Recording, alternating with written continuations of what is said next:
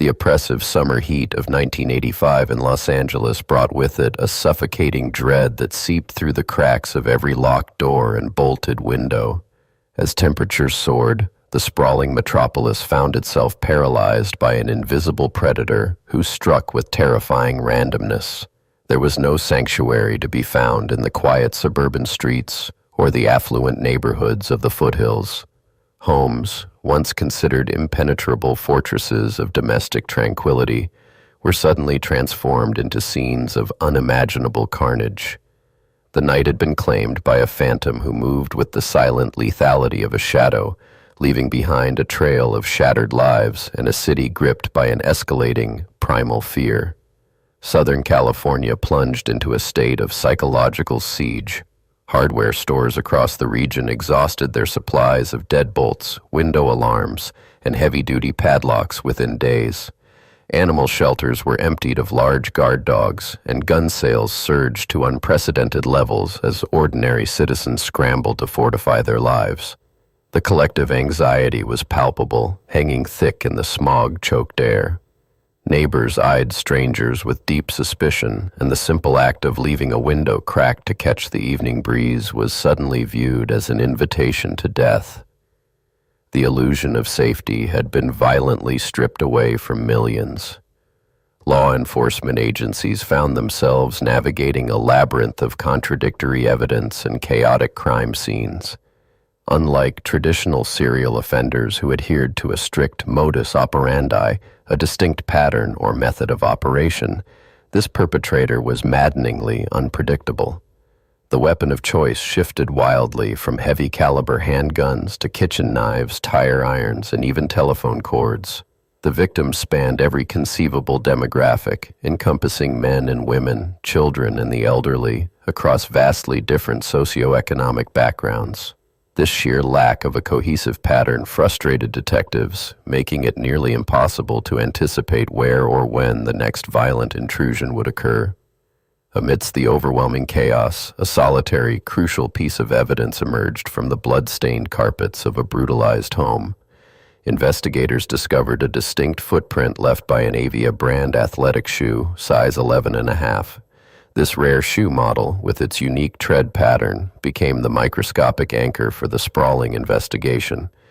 Forensic teams meticulously documented this impression at multiple, seemingly unrelated crime scenes, finally establishing a definitive physical link between the disparate acts of violence.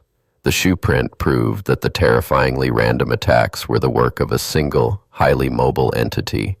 The human cost of this rampage was staggering, leaving deep wounds in the fabric of the community. Survivors who endured the home invasions were left grappling with profound physical and psychological trauma, their memories haunted by the smell of stale sweat and the sight of rotting teeth. Families of the deceased faced an agonizing void, struggling to comprehend the senseless brutality that had claimed their loved ones in the dead of night. The randomness of the violence meant that no one could rationalize the tragedy or find comfort in the belief that they were somehow exempt from the danger. From the fragmented, terrified accounts of those who lived through the nightmare, a chilling portrait of the assailant began to take shape. Witnesses consistently described a tall, gaunt figure clad entirely in dark, unwashed clothing, moving with an eerie, predatory grace. His dark, curly hair and deeply sunken eyes gave him a skeletal appearance, but it was his horrific dental decay that left the most indelible mark on the memories of the survivors. This phantom was not a criminal mastermind, but a disorganized, fiercely violent drifter fueled by dark impulses and a disturbing fixation on satanic iconography. Recognizing the unprecedented scale of the threat, authorities formed a massive, multi-jurisdictional task force. The Los Angeles Police Department and the Los Angeles County Sheriff's Department, historically plagued by bureaucratic rivalries, were forced to merge their resources and intelligence. Detectives worked grueling, sleepless shifts in cramped command centers, sifting through thousands of frantic tips and pursuing countless dead-end leads. The sheer volume of information threatened to overwhelm the investigators, who were acutely aware that every passing hour increased the likelihood of another fatal home invasion. As the death toll steadily climbed, the media christened the unknown assailant with a moniker that perfectly encapsulated the region's terror, the Night Stalker. This title splashed across front pages and dominated evening news broadcasts, solidifying the serial killer's mythical status in the public consciousness. The palpable tension in the air thickened as dusk fell over the city each evening. Streets that once buzzed with twilight activity emptied rapidly, leaving behind an eerie silence broken only by the distant wail of police sirens and the nervous clicking of deadbolts sliding into place. The geography of fear abruptly expanded in August of 1985 when the violence migrated hundreds of miles north.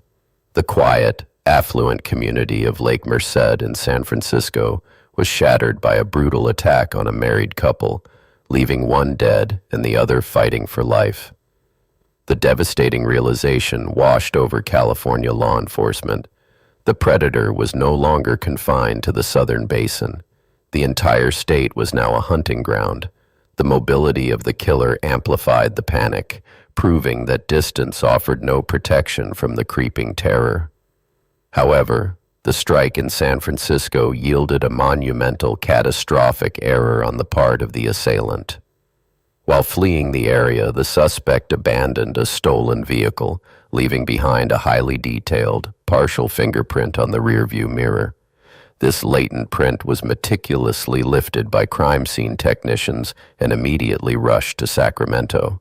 There, authorities utilized a newly implemented automated fingerprint identification system, a technological marvel of the 1980s that could scan thousands of records in a fraction of the time it took human analysts. The digital search initiated a relentless race against time. The computerized system churned through the vast archives of the California Department of Justice, seeking a match among millions of criminal records. In a matter of hours, the technology delivered a definitive hit, connecting the latent print from the stolen car to a known offender with a history of minor traffic violations and drug possession. The abstraction of the killer was suddenly grounded in cold, hard data. Law enforcement finally had a name, a date of birth, and, most crucially, a recent booking photograph to attach to the phantom who had terrorized the state. The name spat out by the database was Richard Ramirez. He was a 25-year-old drifter originally from El Paso, Texas, whose life had spiraled into severe drug addiction and a transient existence on the fringes of society. Ramirez possessed a deeply disturbed psychological landscape, heavily influenced by a toxic combination of substance abuse and a twisted fascination with the occult. His descent into extreme violence was not a sudden snap, but a gradual escalation of depravity, culminating in a predatory lifestyle where he roamed the dark streets seeking power and absolute control over the vulnerable. Armed with his identity, the task force made a high-stakes, controversial decision to release the photograph of Richard Ramirez to the public. This maneuver was a massive gamble, as broadcasting his face across every television network and newspaper ran the severe risk of driving him underground or out of the state entirely. Yet, the desperate need to protect the populace outweighed the tactical risks. Authorities deputized the entire population of California, turning millions of terrified citizens into active observers. The hunters had effectively weaponized the public against the predator. On the sweltering morning of August 31st, 1985, Ramirez returned to East Los Angeles via a Greyhound bus, entirely unaware that his face was plastered across the front page of every newspaper in the city. Exhausted and disoriented, he wandered into a local convenience store to purchase a soda. It was there, under the harsh fluorescent lights, that a group of local residents recognized the gaunt, decaying features from the morning news. The realization sparked an immediate electric tension within the small shop, as the terrifying abstraction of the killer suddenly became a physical reality standing in the aisle. Realizing he had been identified, Ramirez bolted from the store in a desperate bid for freedom, sprinting through the sun-baked streets of the neighborhood. He frantically attempted to carjack an unsuspecting woman, violently pulling her from her vehicle. But the community of East Los Angeles, having endured months of paralyzing fear, reached a breaking point. A spontaneous, visceral uprising occurred. Ordinary citizens, armed with nothing but sheer fury and makeshift weapons, surged toward the fleeing suspect, refusing to let the monster escape their grasp. The raw collective anger of the neighborhood boiled over in a chaotic pursuit across front lawns and alleyways. Residents chased Ramirez down, tackling him to the pavement and delivering a brutal physical retribution for the terror he had inflicted upon their city. This citizen capture was not a calculated police operation, but a primal release of pent-up trauma from a community that had been hunted for far too long. By the time the first patrol cars arrived, sirens wailing, the officers had to fight through the enraged crowd simply to secure the battered and bloodied suspect. The immediate aftermath of the capture triggered a seismic wave of relief that washed over the entire state of California. The suffocating dread that had defined the summer instantly dissipated, replaced by a profound sense of communal victory. However, the apprehension of Richard Ramirez marked only the closing of a violent chapter and the beginning of a grueling legal odyssey. The focus of the state rapidly shifted from survival to a fierce, unyielding demand for absolute judicial accountability. The transition into the legal arena brought its own brand of grotesque spectacle. From his first appearances in preliminary hearings, Ramirez displayed a theatrical and highly disruptive demeanor, seemingly reveling in his infamy. He notoriously flashed a pentagram drawn on his palm and muttered satanic phrases to the gallery, attempting to maintain his terrifying persona even while shackled in a fluorescent-lit courtroom. His behavior turned the proceedings into a media circus, forcing the judicial system to maintain order while confronting a defendant who openly mocked the very concept of justice. Prosecutors faced an arduous task in building an airtight case against the accused. They had to meticulously establish the corpus delicti, the fundamental legal principle that a crime must be proved to have occurred before a person can be convicted, across 13 separate murders and dozens of other felony charges. This required weaving together disparate threads of evidence from multiple jurisdictions, ensuring that the chain of custody for every fingerprint, ballistic report, and microscopic fiber remained entirely unbroken. The logistical complexity of the trial was unprecedented in California's history. The sprawling prosecution required managing hundreds of witnesses, coordinating with dozens of forensic experts, and presenting thousands of pieces of physical evidence to the jury. The sheer volume of data threatened to overwhelm the court, yet the legal team systematically dismantled the chaos of the crime scenes. They utilized the Avia shoe prints, the recovered stolen property found in the suspect's possession, and the crucial fingerprint from the San Francisco vehicle to construct an inescapable narrative of guilt. The chaotic predator was slowly pinned down by the methodical weight of forensic science. The emotional core of the trial rested upon the harrowing testimonies of the survivors. Brave individuals took the stand, forced to lock eyes with the man who had invaded their sanctuaries and destroyed their families. Their raw, unflinching accounts of the violence brought the sterile legal proceedings back to the visceral reality of the Night Stalker's reign. The courage required to testify against such a deeply terrifying figure served as a powerful testament to human resilience, ensuring that the victims were not merely statistics, but the driving force behind the pursuit of justice. Throughout the trial, a profound psychological dissection of the killer took place before the jury.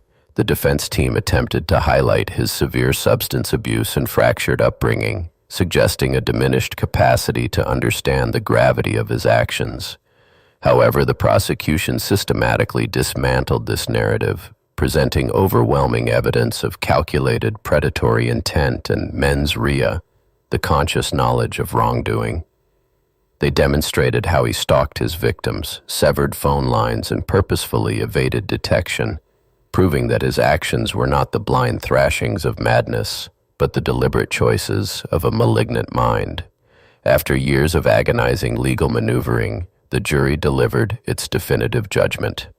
Richard Ramirez was found guilty of all charges, including 13 counts of murder, and was subsequently sentenced to death in the gas chamber. The verdict provided a crucial measure of closure to a battered city, validating the immense suffering of the victims and the exhaustive efforts of law enforcement. The culmination of this sprawling pursuit of justice sent a resounding message that even the most chaotic and terrifying forces could be ultimately contained and condemned by the rule of law. The legacy of the investigation forever altered the landscape of criminal justice in the United States. The critical role of the automated fingerprint identification system in breaking the case accelerated the nationwide adoption of computerized forensic databases. Furthermore, the initial struggles of the task force highlighted the vital necessity of interagency communication, leading to sweeping reforms in how neighboring police departments shared intelligence and tracked highly mobile serial offenders. The tragic era forced law enforcement to modernize, ensuring they were better equipped to hunt the predators of the future. Decades later, the echoes of that grim summer still linger in the cultural memory of Los Angeles. The scars left on the survivors and the families of the fallen remain a solemn testament to the devastating impact of unchecked violence. The saga stands as a chilling reminder of the fragile boundary between suburban sanctuary and absolute terror, yet it also highlights the profound strength of a community that refused to be broken. In the darkest of nights, it was the unified resolve of ordinary citizens and the relentless pursuit of forensic truth that ultimately banished the shadows.